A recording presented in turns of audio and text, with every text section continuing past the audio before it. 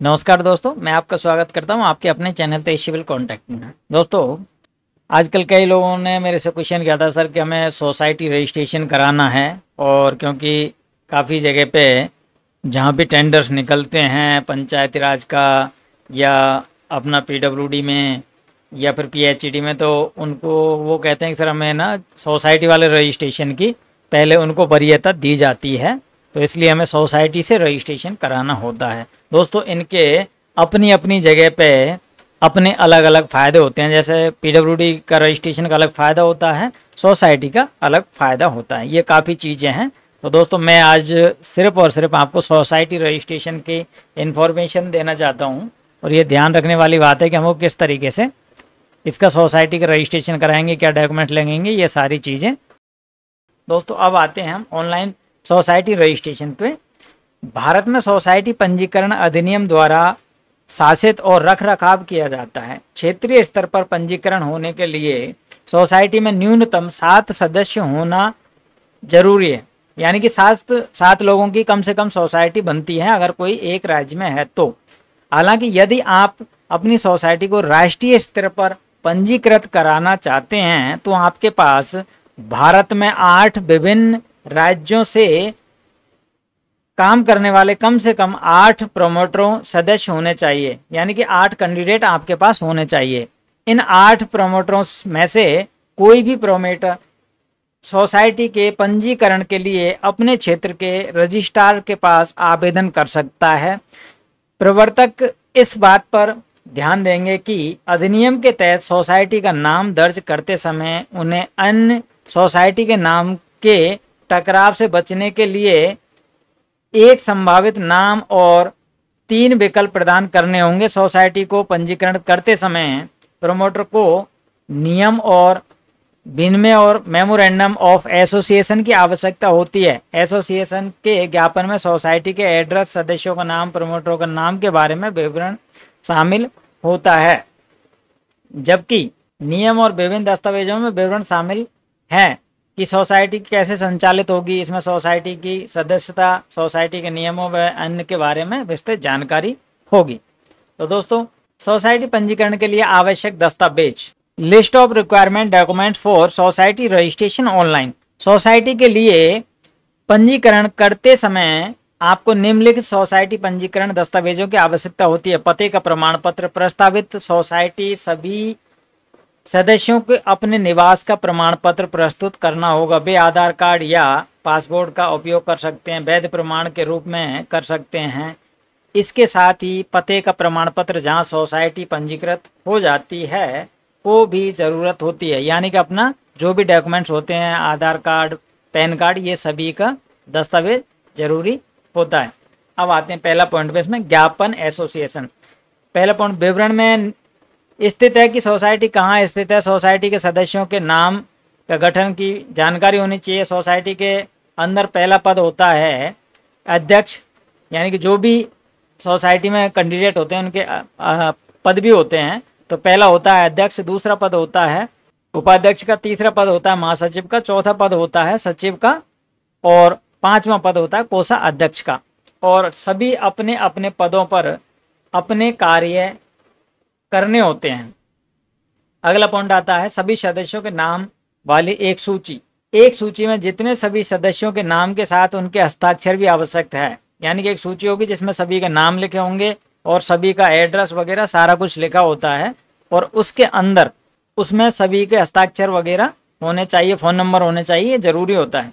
अगला पॉइंट आता है पैन कार्ड। सोसाइटी को पंजीकृत करने वाले प्रमोटरों के पास सोसाइटी के सभी सदस्यों का पैन कार्ड होना अनिवार्य है, यानी कि पैन कार्ड जमा होना, पैन कार्ड की फोटोकॉपी होना जरूरी होता है।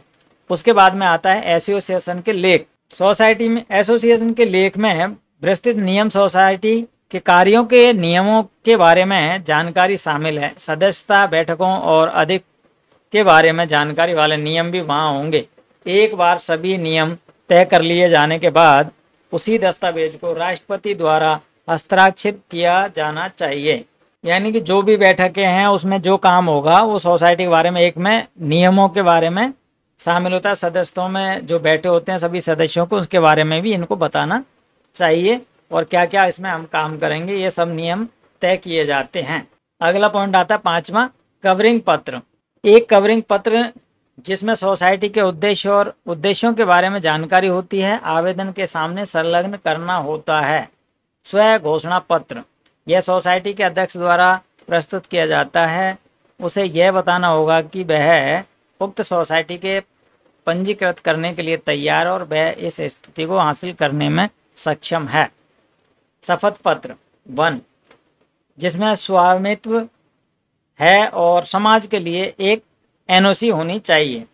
शपथ पत्र 2, जिन लोगों के एक दूसरे से संबंधित नहीं होने की सोसाइटी के नाम के बारे में जानकारी शामिल होती है। दोस्तों, इसके अंदर ये होता है कि एक परिवार के कोई भी कैंडिडेट नहीं होने चाहिए, सब अलग अलग परिवार से अलग अलग लोग होने चाहिए। एक यानी कि रिलेशन का कोई भी कैंडिडेट नहीं होता है।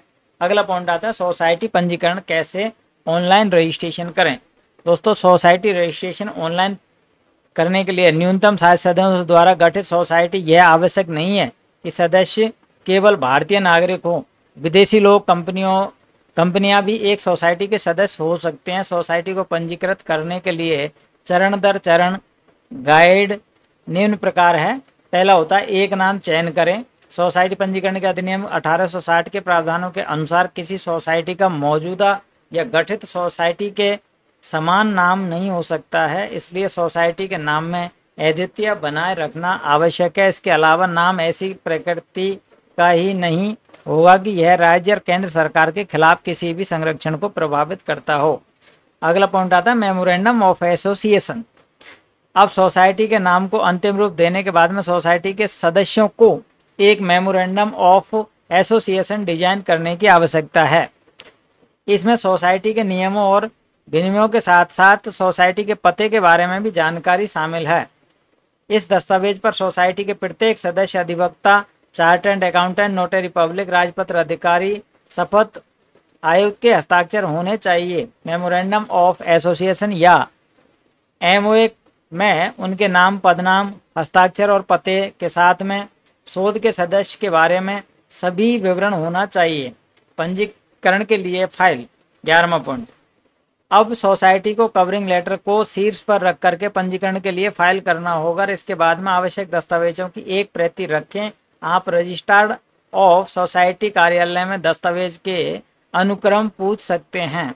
पंजीकृत करने की फीस, कृपया ध्यान दें कि आपके पास इन दस्तावेजों की 2 प्रतियां होनी चाहिए और इन सभी को लेकर के इसे रजिस्ट्रार ऑफिस सोसाइटी के कार्यालय में जाना होगा और रजिस्ट्रार एक प्रति अपने पास रखता है और दूसरे को अनुमोदन के लिए भेजता है। आपको अपनी सोसाइटी को पंजीकृत करने के लिए फीस भी जमा करनी होती है। ये फीस हर राज्य की अलग अलग होती है, इसलिए फीस इसमें मैंने नहीं बताई है।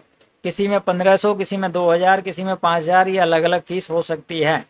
दस्तावेज सत्यापन 13 नंबर। एक बार जब आपके दस्तावेज सफलतापूर्वक सत्यापित हो जाते हैं तो रजिस्ट्रार सोसाइटी को एक निगमन प्रमाण पत्र प्रदान करता है और प्रमाण पत्र पर एक समाज पंजीकरण संख्या आवंटित करता है। दोस्तों, इस तरीके से आप ये चीज़ें ध्यान रख करके आप अपना सोसाइटी रजिस्ट्रेशन करा सकते हैं। दोस्तों, ये सारी चीज़ें मैंने ऑनलाइन खोज करके मैंने आपको ये चीज़ें सारी बताता हूँ, इसलिए और जानकारी के लिए आप अपनी ऑफिसों में जा कर के संपर्क कर सकते हैं।